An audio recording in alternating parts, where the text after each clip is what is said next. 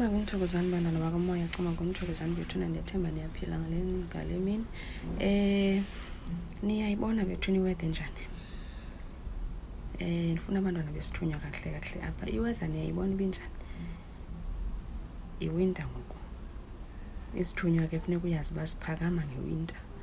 Funeka uyazi uba whatever uyenzayo khawukho uthathe ixesha ukufunda ijeni le, khawukho uthathe ixesha ukuzinikela apha kwijeni, khawukho uthathe ixesha ngoku iwinter ubheke emanzini uyothandaza, uthathe ibhafu.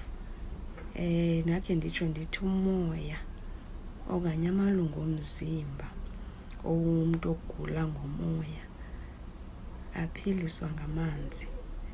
Khawukuthi ngoyiwinter wenze sure uba phakathi neveki okanye ngeweekend uba nguloo mntu obheka emanzini, uba nguloo mntu nakhe ndithi uhlala ethatha ibhafu zamanzi abandayo, uba nguloo mntu nakhe ndithi uyaphuma aye outdoor ngoku kubanda kanje, ahambe ayothandaza, ahambe ayothatha ibhafu yesithunywa.